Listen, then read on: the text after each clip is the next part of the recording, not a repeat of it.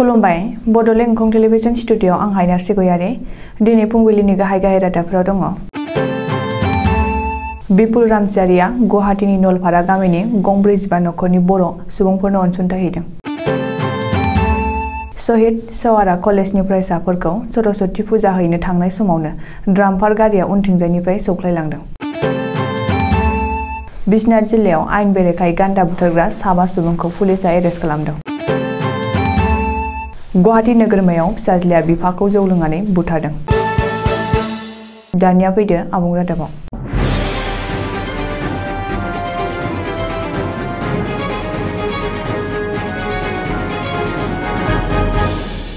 गुवाहाटी नोगोरमानि नलपारानि दुखुथिया बर' सुबुंफोरनि नखरफोरनो अनसुंथाइ हैदों।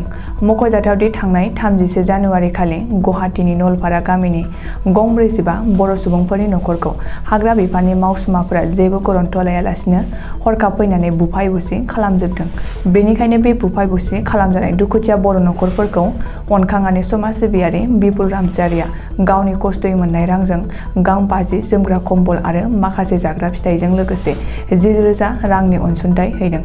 बेनि अनगायैबो बिपुल रामसियारिया दुखुथिया बर' नखरनि सुबुंफोरनो अनसुंथाइ हैनानै गोजोननाय मोननाय फोरमायदों आरो गासै बर' रायजो राजाफोरखौ जेसे हायो एसे हेफाजाब होनो आरो खौरां लाफैनो थाखाय खावलायदों। मोनसे दुखुनांथाव जाथाय। 3 फरायसाखौ ड्राम्पार गारिया उनथिंजायनिफ्राय हरखाब सौख्लायफैदों।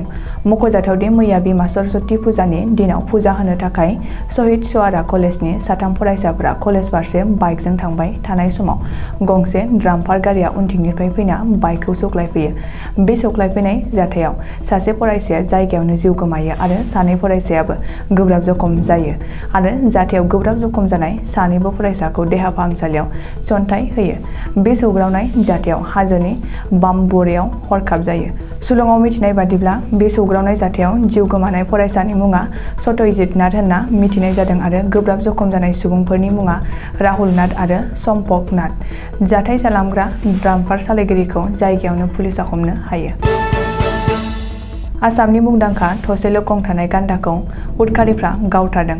मख'जाथावदि हाग्रा बिफाननि मावसुमाफोरनि गोख्रों नोजोर लाखिबोबाय थानायावबो सिखारिफ्रा हाग्रामायाव हाबफैना जिब जुनारफोरखौ खहा खालामबाय थानाय नुदों। बिश्वनाथ जिल्लायाव आयेन बेरेखायै आसामनि मुंदांखा थसेल' गं थानाय गान्दाखौ बुथारग्रा 7 दायनिगिरिफोरखौ पुलिसआ हमदों। बेनि अनगायैबो 7 आयेन बेरेखायै गान्दा बुथारग्रा सिखारिफोरनाव गान्दा गंबो मोननो हादों।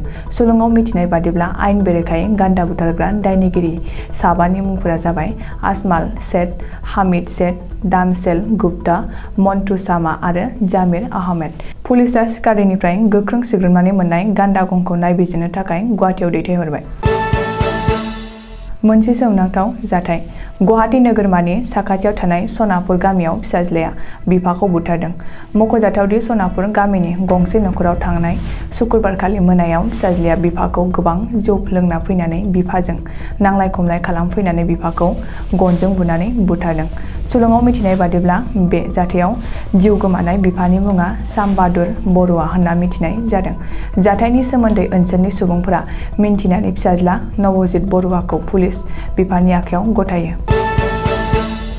दिनै फुंबिलिनि रादाबा एसेनोसै। गोजोन्थों।